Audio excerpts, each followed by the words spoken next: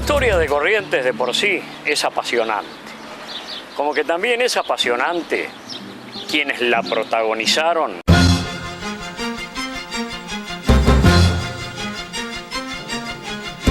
que la tormenta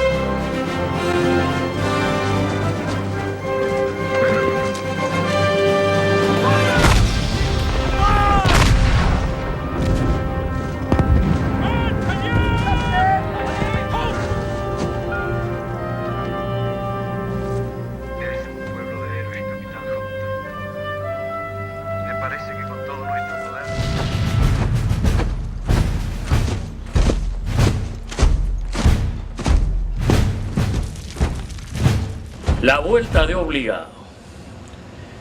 Un día en que el impulso político del momento le dio por ley como el Día de la Soberanía. Y siempre los correntinos, particularmente además de las 13 provincias de aquel entonces, decíamos: ¿soberanía para quién? Para Rosa y sus amigos comerciantes, ni siquiera para el pueblo de Buenos Aires. Y cada vez el recapitular estas grandes páginas de la historia, no es el 20 de noviembre el Día de la Soberanía Nacional, sino que fue el Día de la Soberanía para el puerto de Buenos Aires, para Juan Manuel de Rosas, sus amigos comerciantes del Río de la Plata, y quedó postergado para mucho más allá, cuando nos damos después del 25 de mayo y del 16 de julio recién, en 1853, la Constitución Nacional, que es la que Juan Manuel de Rosas nunca quiso, porque no quería una nación. Por eso no es ni ha sido la soberanía la que estaba en juego en aquella instancia. No era una nación constituida. La soberanía que gustaba preservar Juan Manuel de Rosas, dice Ernesto Pobler, era la de sus potestades delegadas para imperar cómodo y a sus anchas por encima del antiguo territorio virreinal. Esa delegación graciosa se fundamentaba en un frágil pacto atado a los intereses aduaneros del puerto de Buenos Aires, que facturaba tasas e impuestos en la enorme cuenca del Plata, contra buques y carretas de toda procedencia que él manipulaba y tutelaba el nombre de un curioso federalismo y de amigos y testaferros que nunca faltaron en esas cortes, a quienes tan solo le interesan el enriquecimiento propio, descuidando lo más importante, que es el interés general, que es el mayor resguardo, en definitiva, de sus intereses particulares. ¡Viva la Federación! ¡Viva nuestro país natal! ¡Viva Juan Manuel de Rosas y el Partido Federal! ¡Que vivan los federales! ¡Fueran los que no lo son! ¡Viva Juan Manuel de Rosas! ¡Viva Doña Encarnación! Corría el año 1845 y se producía el combate de la Vuelta de Obligado. Soberanía para Rosas, no para Corrientes ni todos los pueblos del interior que estaban a la vera de los ríos, fundamentalmente. Paraguay, Entre Ríos, Santa Fe.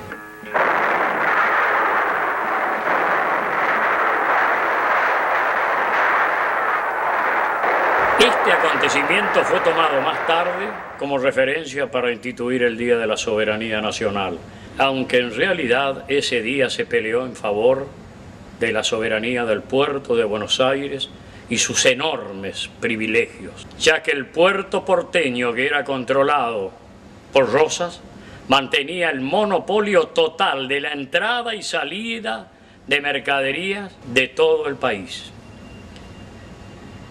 Esta batalla, que consistió en procurar impedir la entrada por el río Paraná de una flota anglo-francesa, por estar sus países enfrentados a Rosas, quien no lo dejaba comerciar directamente con las provincias del interior, la Argentina no era una nación, porque Rosas se oponía a la sanción de una constitución nacional que nos diera forma de país.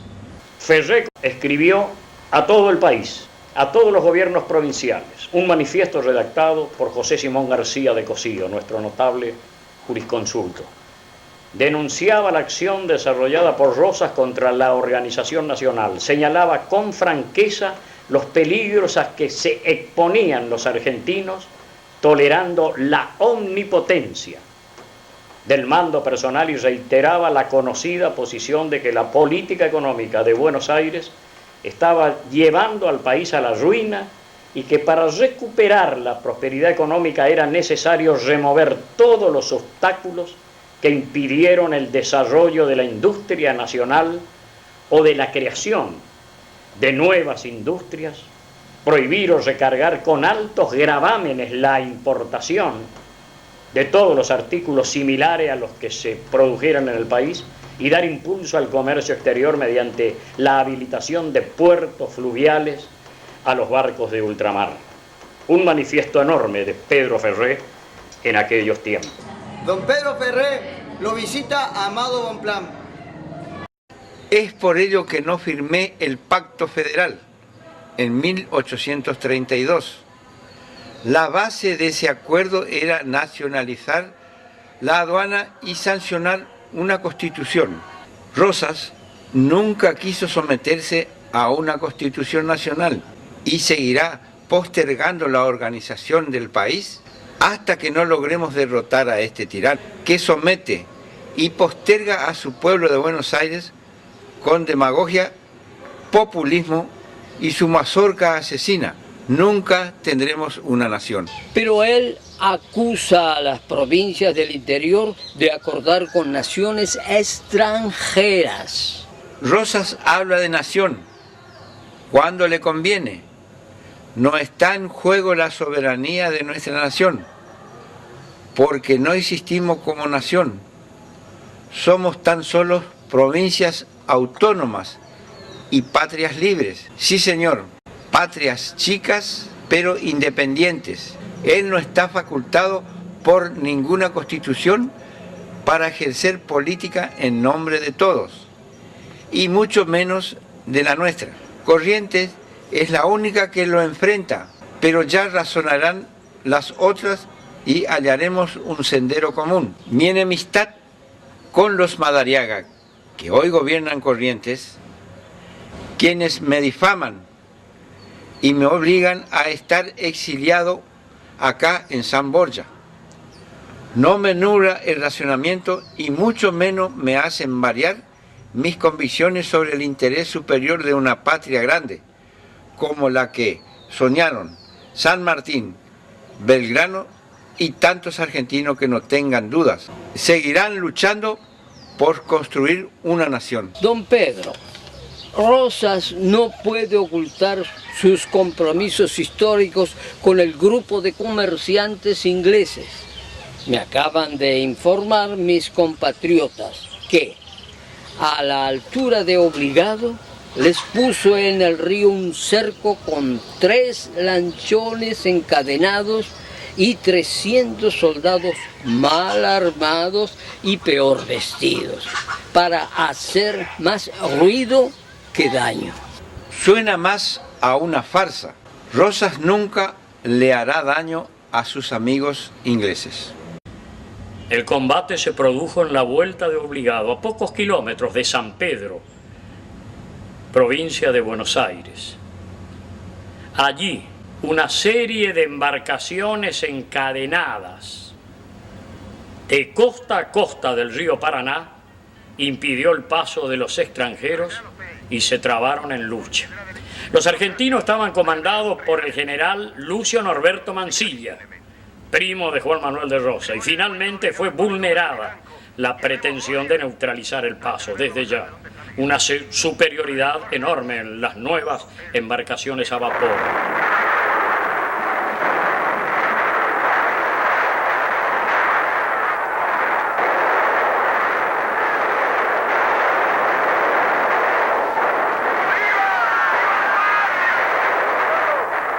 No había nación en tiempos de Rosas. Ingleses y franceses llegaron al Río de la Plata con el objetivo de acceder a nuevos mercados, encerrados entre los ríos Paraná, Uruguay, Paraguay y Pilcomayo, y remontarse hasta las costas de agua dulce, enfrentadas entre Bolivia y Brasil o hacia el Guairá, para acceder a los ríos del lado occidental del inmenso Brasil. Hasta ahí llegaban las expectativas de expansión comercial. Lo que no hicieron las potencias del viejo mundo fueron los pertinentes estudios de mercado. Es raro que no hayan imaginado o previsto que los pequeños puertos y poblados de Corrientes, Santa Fe, Entre Ríos, Paraguay, el desierto o pantanos chaqueños y demás tierras guaraníes no justificaban venirse con semejantes flotas. La sobreactuada aventura bélica ordenada por Juan Manuel de Rosas, sobreactuada aventura bélica, en la vuelta de obligado, no empaña el heroísmo de oficiales y soldados y paisanos, tal como tampoco en el episodio del 2 de abril de 1982. En Malvinas se disminuye la honra y el patriotismo de los muertos y otros héroes de las Malvinas. Lo lamentable fue gastar tantas vidas entre argentinos y extranjeros en las dos frustradas hazañas bélicas. Hubiese sido mejor que la Argentina apareciera ante el mundo ya en esos tiempos con un ropaje institucional como el que ya gozaban por entonces varios países del mundo. Don Pedro Ferré, algunos comerciantes ingleses se encargaron solamente de hacerle buenos negocios a Rosas. Ni siquiera en tantos años de amistad, más de 25, aprendió a hablar inglés ni ningún otro idioma. Algún día se sabrá la verdad sobre Rosas. Lo que pasa que ahora la decisión del bloqueo, como la de perforar la barrera que pretende imponerle Rosas, no es cosa de comerciantes extranjeros, sino la decisión de dos naciones extranjeras que se sienten con derecho a mantener relaciones comerciales con todos los puertos del mundo.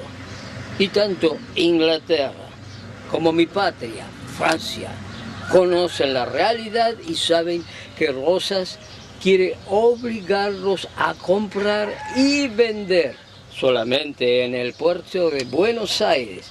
Así, los impuestos quedan solamente para él y su gobierno. Enriquecer a Buenos Aires y empobrecer el resto de las provincias, buscando someterlas como abastecedoras de materia prima. La mano dura de Rosas no le otorgaba soberanía ni competencia suficiente para decidir sobre este espacio anarquizado y dividido, pero mandoneado hábilmente por el porteño, que sujetaba desde su puño a 13 provincias sometidas, menos corrientes, salvo en algunas nubes que sobrevolaron su cielo, casi insignificante para la heroica historia que marcaron las luces de Pedro Ferré y la espada de Genaro Verón de Astrada y tantos patriotas que defendieron la autonomía y el federalismo en toda su concepción. Las cartas están echadas, compatriotas. La libertad nos reclama el más grande coraje. Corrientes está sola en el río de la Plata. Es nuestro ejército libertador, una legión de correntinos, más algunos argentinos que se llegaron hasta el Tarahui.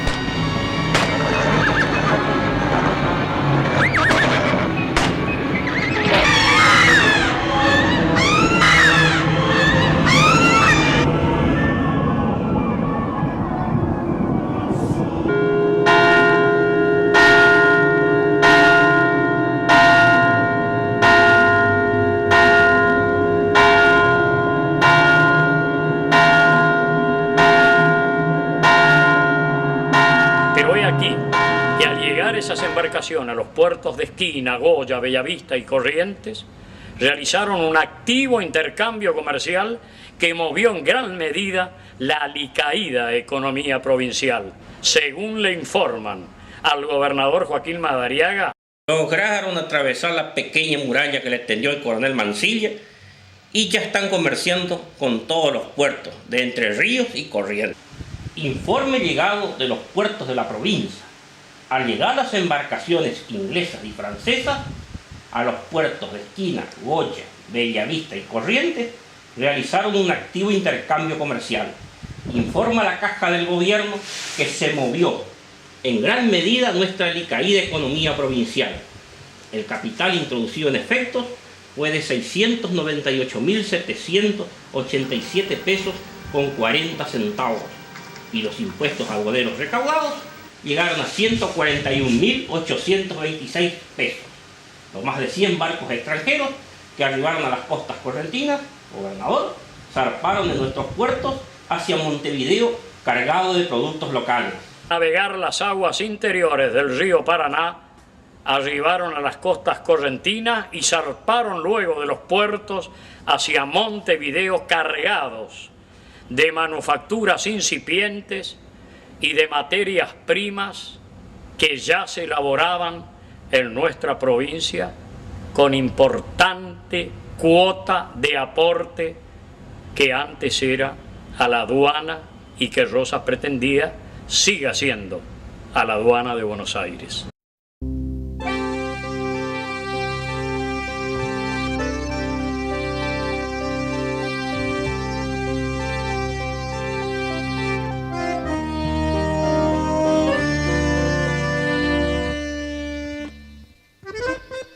Resulta curioso escuchar a ciertos comentaristas de la historia distorsionar el verdadero significado de lo sucedido en la vuelta obligada. Y algunos neorrevisionistas detestan la máquina a vapor de franceses e ingleses en sus flotas marítimas de entonces. Eso recuerda que durante los 22 años de la supremacía de don Juan Manuel, aquel país vivió alejado del mundo de la revolución industrial.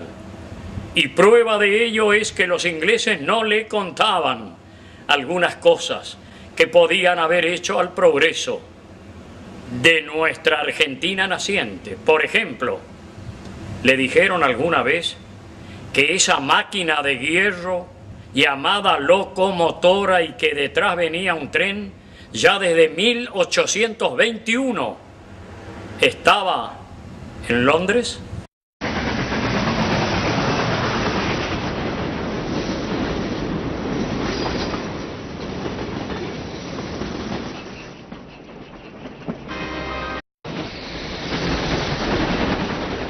Don Pedro Ferré.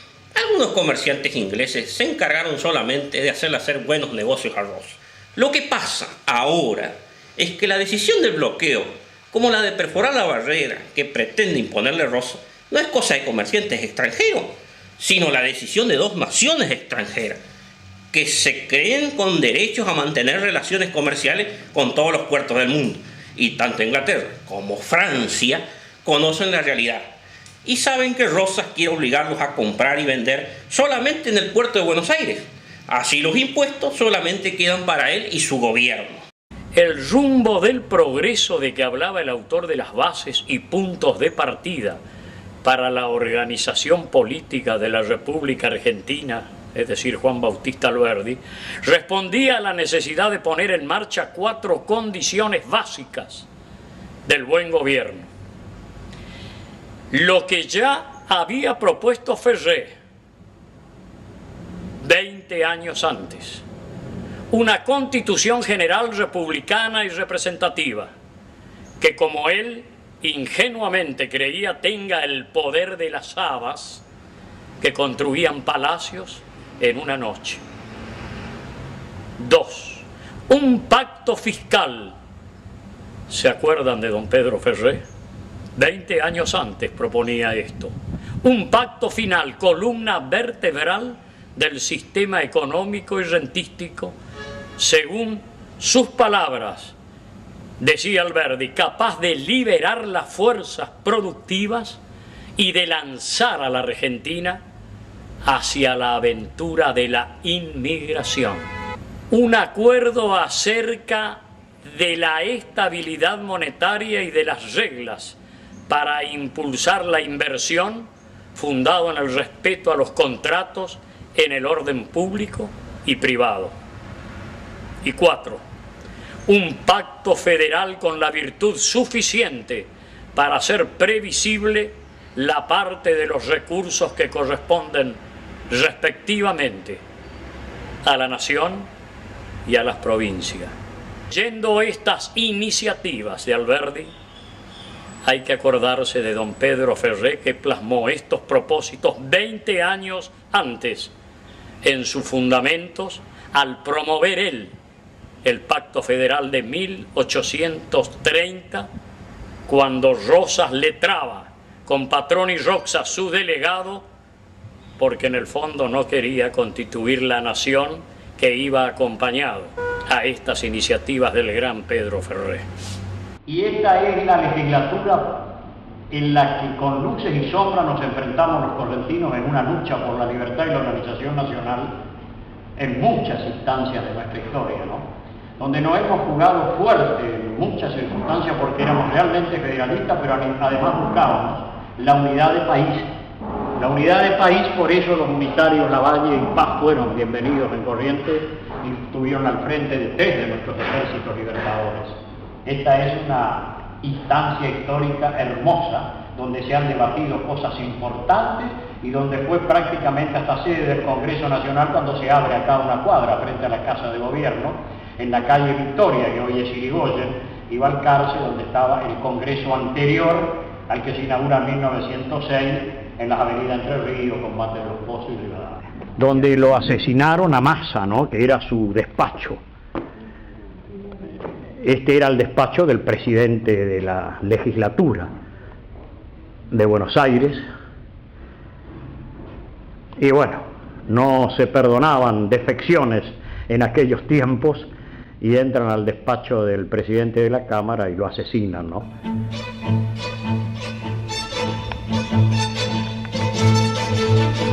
Estamos hablando de 190 años atrás de esta construcción. La preciosura de la arquitectura de aquellos tiempos.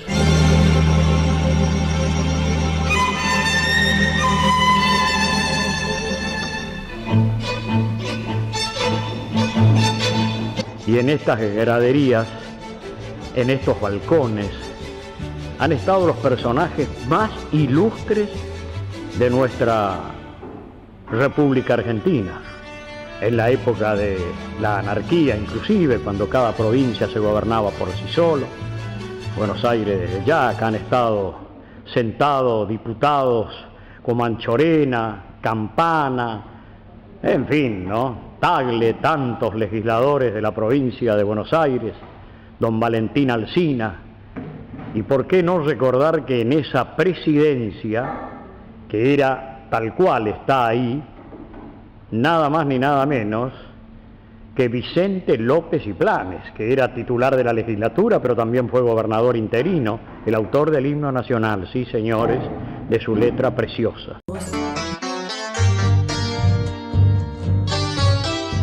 En Corrientes llevamos los salarios bien arriba. El gobierno provincial mejoró el salario de los trabajadores y jubilados en forma responsable e ininterrumpida. En poco más de un año, el salario promedio del empleado público creció 80%, el básico docente aumentó 85% y la jubilación mínima se incrementó 168%. En Corrientes, los salarios están bien arriba de la inflación nacional.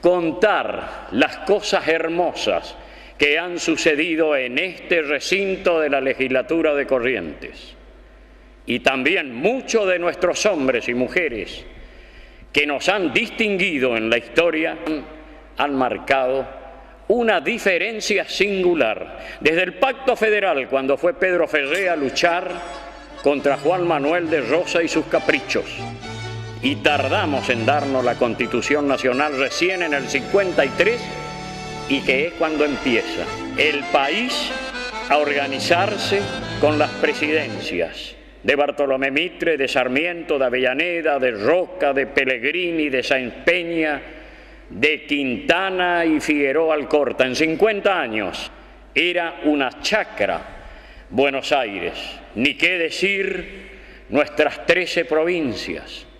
Y estos brillantes y talentosos conductores de la nación argentina nos llevaron a ser el 7º país del mundo. En Corrientes, hacemos grandes a los más chicos. El gobierno provincial está organizando en toda la provincia remates de pequeños productores ganaderos con el objetivo de igualar la calidad y rentabilidad con la de los grandes productores. Esta iniciativa mejora la ganancia del pequeño productor hasta en un 35%, pero además lo compromete a regularizar su situación fiscal, a cumplir con los controles sanitarios y a vacunar a sus animales. Con esta experiencia estamos poniendo a todo el campo bien arriba.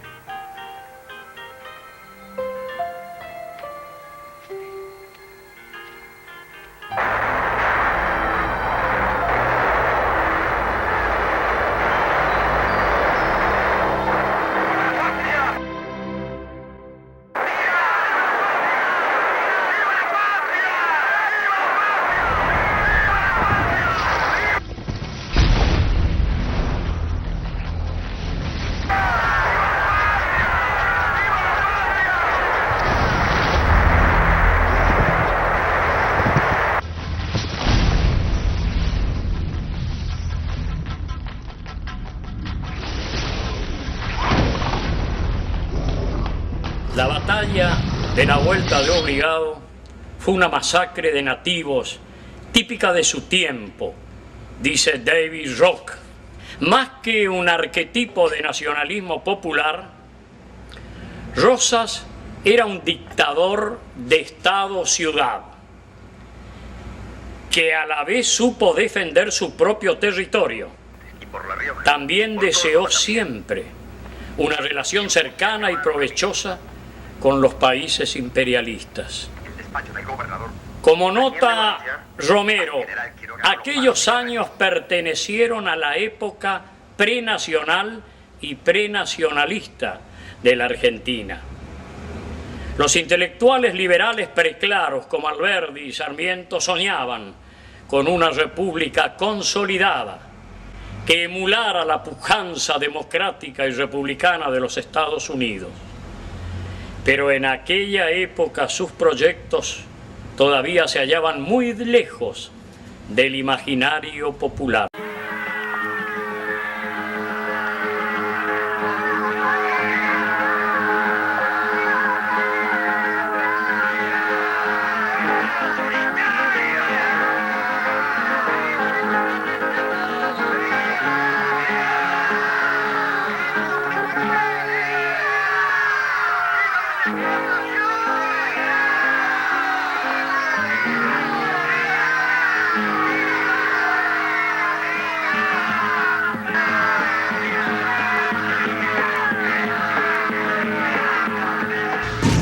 Ciudadanos federales, que a todo el que se lo conozca como enemigo del restaurador, se lo mate a palos y puñaladas. Y le pido al Todopoderoso que no me dé una muerte natural, sino degollando franceses unitarios. Adelante, pueden pasar.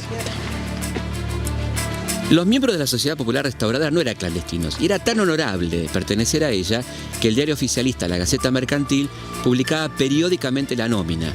Los apellidos de la mayoría de ellos compondrían hoy un listado VIP de invitados a las mejores reuniones sociales.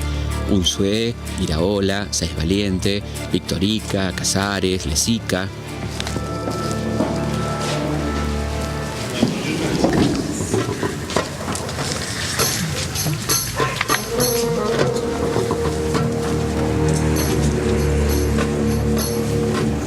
Las 10 han dado y sereno, mueran los salvajes unitarios, ¡viva la Santa Confederación!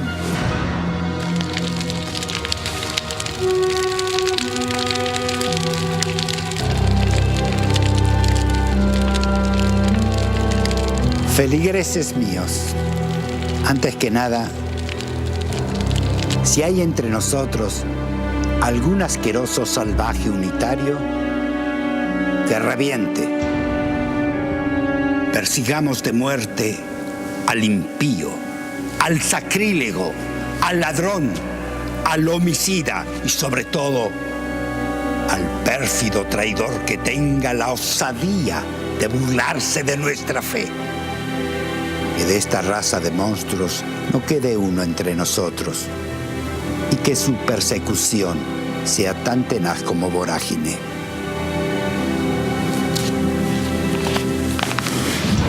El Todopoderoso dirigirá nuestros pasos. Bien conocido, por ejemplo, es el largo esfuerzo de Rosas por controlar la banda oriental. Estos conflictos marcaron la continuación de la competencia entre Buenos Aires y Montevideo para dominar el comercio del Río de la Plata, que había empezado en el período colonial ya. El conflicto tipificó esta época de la historia latinoamericana después de la independencia. Los caudillos y los estados-ciudades luchaban por la hegemonía de una manera más parecida a la guerra de la Grecia antigua o a la Italia del Renacimiento que a las luchas nacionales populares europeas durante las revoluciones de 1848.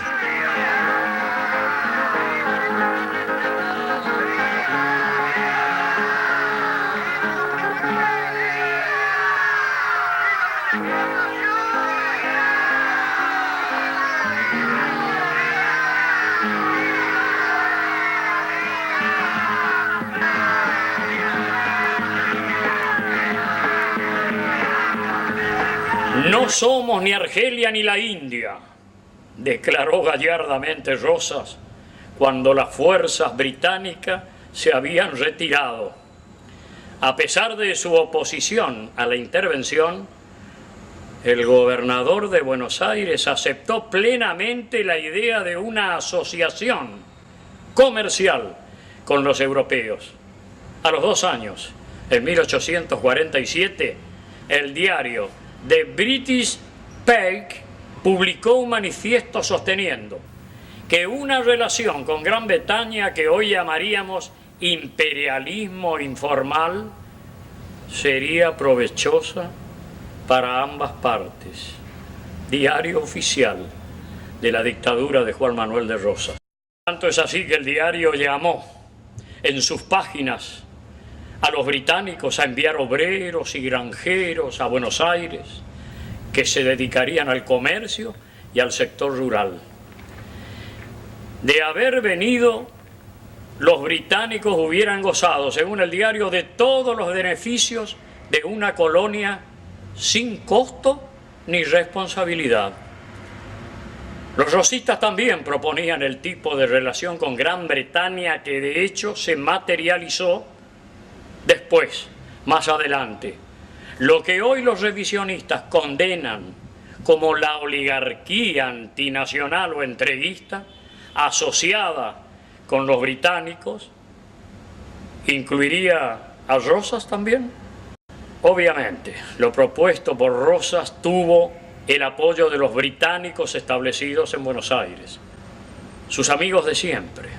Ellos peticionaron al Foreign Office que se abandonara la intervención militar y rehusaron al Consejo de Olney de salir de Buenos Aires. Todos se mantuvieron leales a Rosas y defensores de la soberanía provincial. Que dos talentos nos mandan la Inglaterra y la Francia para arreglar el conflicto que provocaron. Nada menos que al conde Walewski, hijo de Napoleón, y a Lord Howden, su mejor diplomático. Después de la demostración naval de envergadura, la diplomática. Nos sentiremos muy achicados al lado de ellos, ministro Arana. No me lo imagino a usted achicado, señor gobernador. Antes de recibirlos, voy a amansarlos. Niña, venga para acá.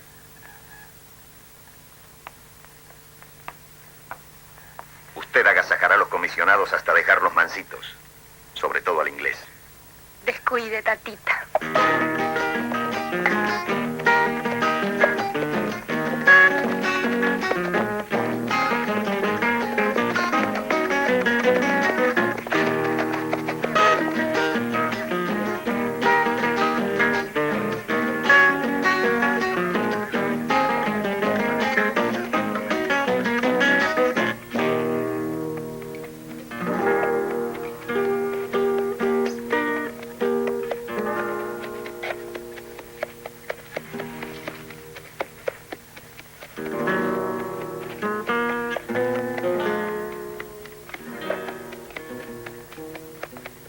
Ahí tiene nuestro horizonte, milord.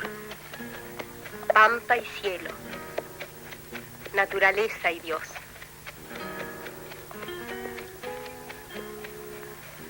Y también vale recordar el 20 de noviembre, Día de la Soberanía Nacional. ¿De dónde surge? De un proyecto de ley presentado por un bisnieto, sobrino de Juan Manuel de Rosas, el historiador José María Rosas, que le presenta ¿a quién?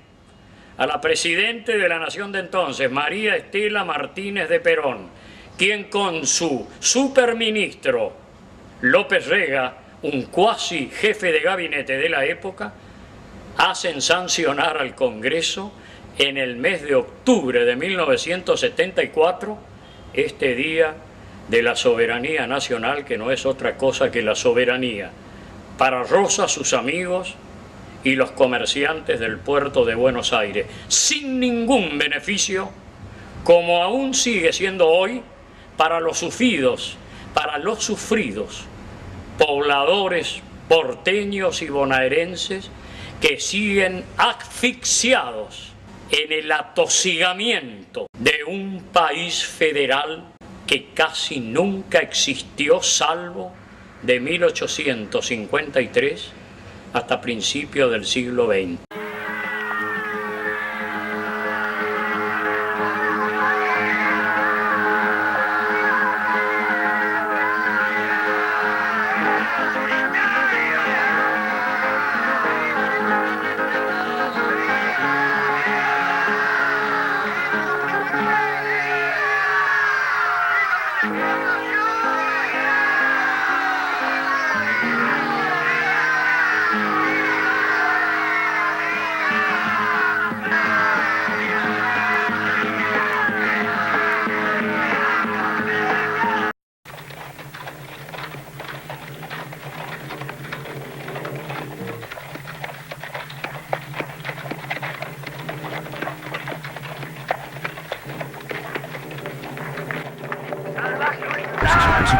Que a todo el que se lo conozca como enemigo del restaurador se lo mate a palos y puñaladas.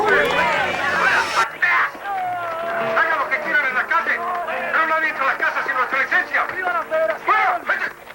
Y es una instancia para recordar el pacto federal que promovió nuestro gran estadista de Corrientes y el Río de la Plata, Pedro Ferré, aquel carpintero de Rivera que aprendió el oficio de su padre, el que hizo una escuela casi primaria y nada más, pero se estudió todas las alternativas que el mundo posibilitaba, y mucho que habrá cooptado de aquellas largas charlas con Manuel Belgrano en 1810, siendo un joven de 22 años, y en 1811, cuando nos visita Belgrano en la ciudad de Corrientes.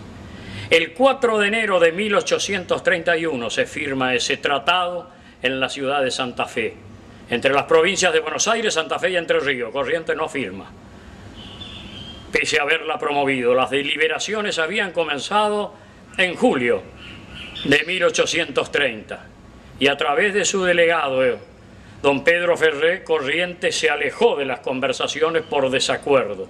Las deliberaciones continuaron y Juan María Roxas y Patrón por Buenos Aires, Domingo Cullen por Santa Fe y Antonio Crespo por Entre Ríos terminaron suscribiendo el pacto federal que tiene como antecedente el Tratado del Pilar de 1820 y donde se establecía el sistema federal de gobierno y la paz entre las provincias. Yo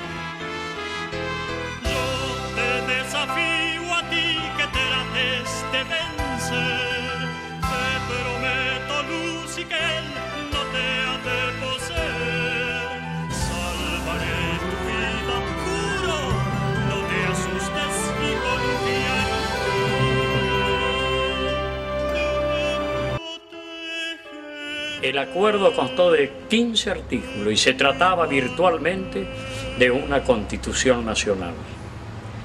En las atribuciones que se le delegaba a la comisión que se integró con un diputado por cada provincia, figuraba la expresa instrucción de invitar a suscribir al resto de los estados provinciales. Los esfuerzos del gobernador Ferré y su representante Manuel Leiva no alcanzaron para convocar a un congreso constituyente. Pese a que la postura de Corrientes había encontrado eco generalizado en las restantes provincias, terminó privando la voluntad de Buenos Aires y el afán de Rosas por preservar el manejo de las rentas nacionales y el monopolio del puerto bonaerense. Ferré no logró que se declare la libre navegación de los ríos interiores.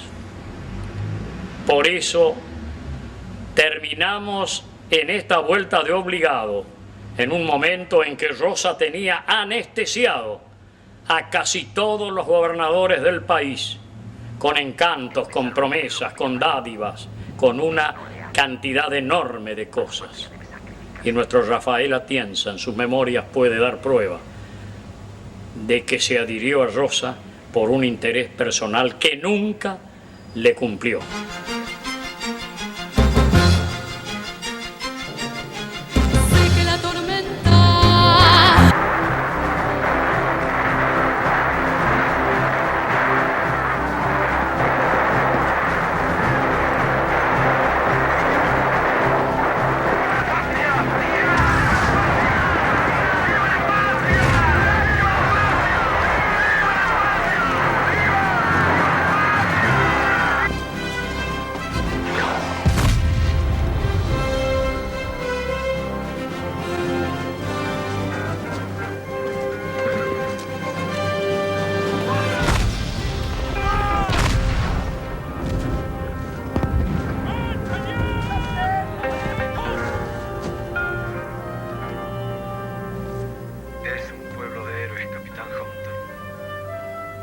Parece que con todo nuestro poder...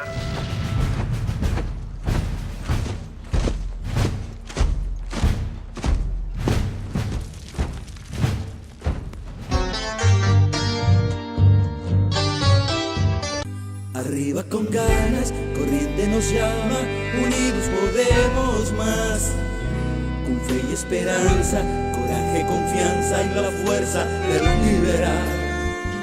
Somos correntinos, somos 1 millón, somos peregrinos, mate y tradición. Por eso, arriba Corrientes. Arriba en el campo, escuelas y plazas, arriba en cada ciudad. Arriba con ganas, Corrientes nos llama con un fuerte zapucay. Somos correntinos como el yacaré, somos patria chica, valle y chamamé. Por eso, arriba Corrientes, arriba Corrientes, arriba, que juntos somos un millón. Arriba Corrientes, arriba desde el corazón. Arriba Corrientes, arriba. No quiero hacer de este capítulo un ensañamiento con un hombre que no ha tenido las luces que sus seguidores, sostenedores o interesados en hacerlo siempre lo subrayaron.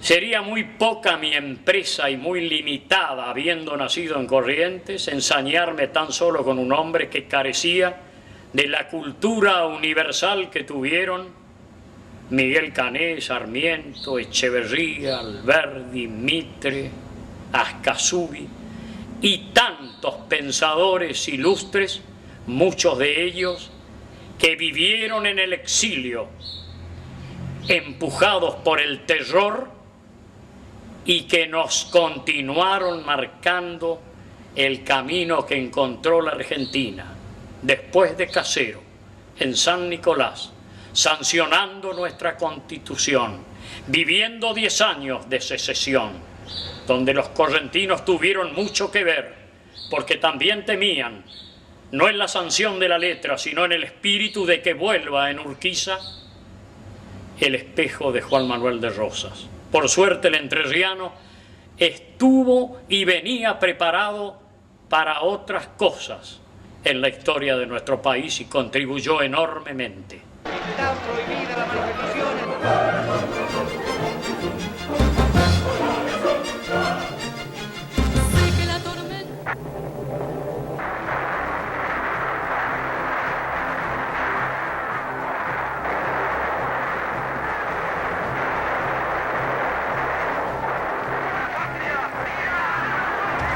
¿Fue nacional esta acción? También me parece dudoso. Los revisionistas y neorevisionistas comparten una idea de origen alemán acerca de la existencia de una nación eterna, existente desde siempre y animada por el alma del pueblo, el Volkswagen. Una idea importada, pensada para otras realidades, que nuestro nacionalismo aceptó con entusiasmo y aplicó a nuestro caso.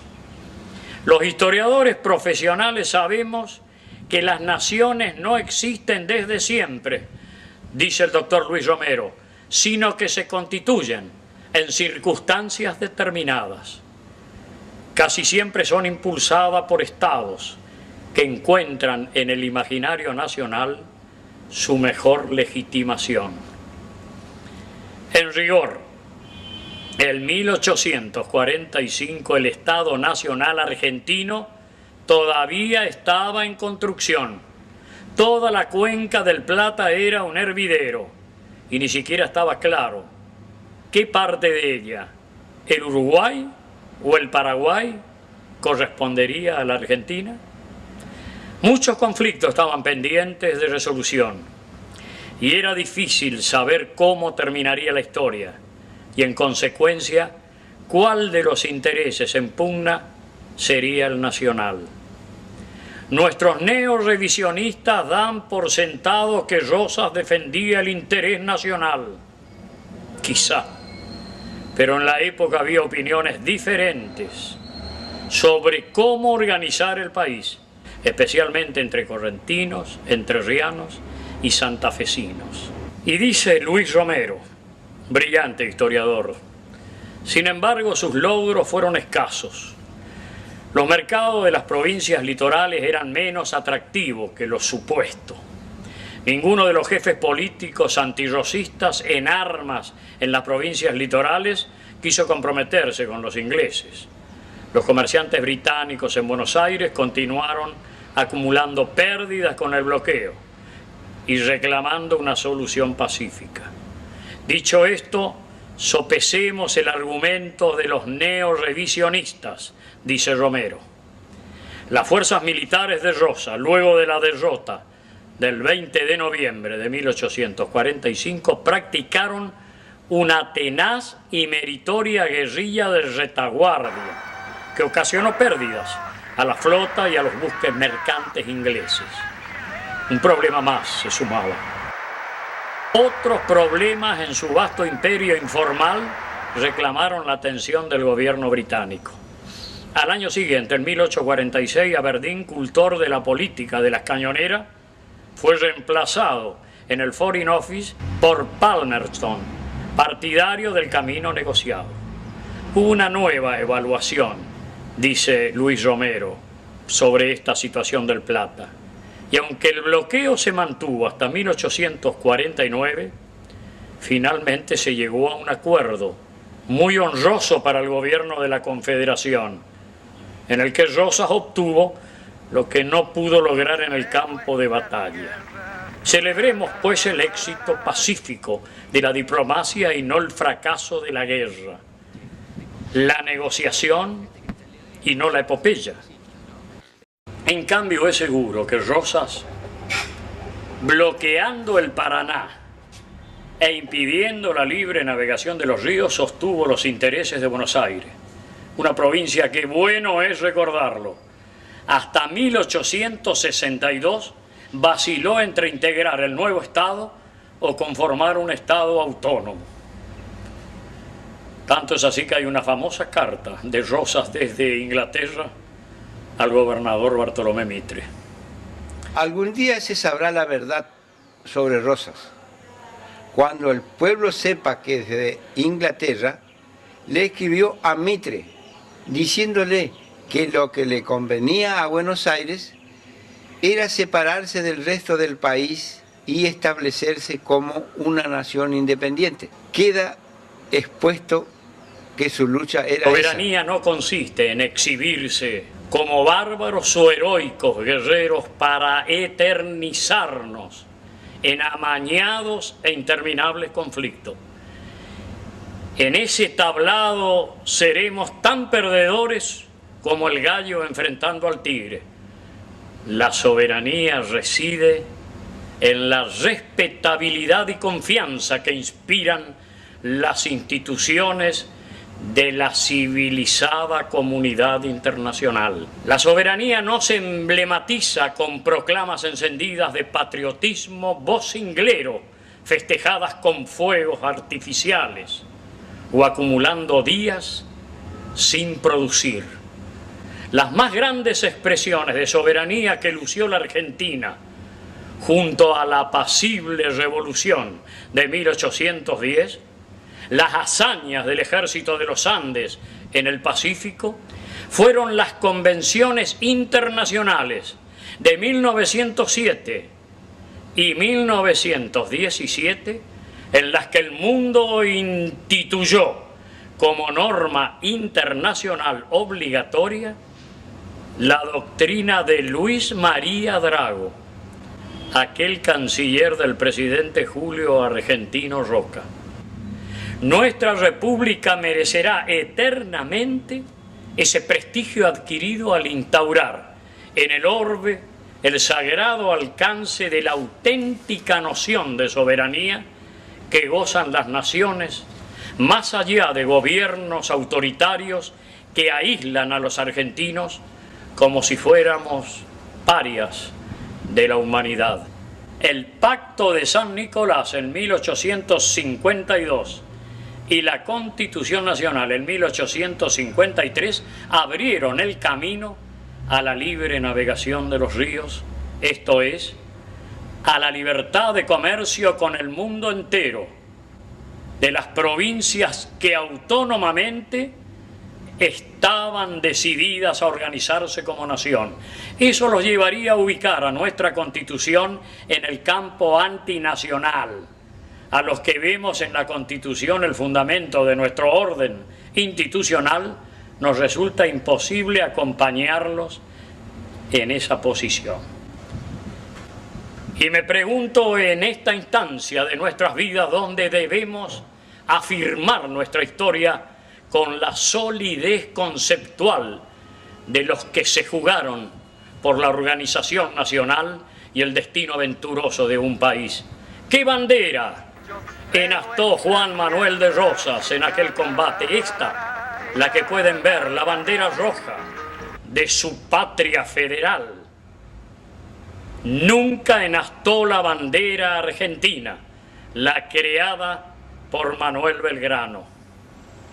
Con esta bandera que ustedes ven pelearon sus escasos guerreros, los que no superaban el número de 350 o 400. Por eso me pregunto, en el concepto y carácter análogo de las situaciones de ayer y hoy, ¿qué hubiera pasado si Juan Manuel de Rosas ponía en la vuelta de obligado, no todos, tan solo la mitad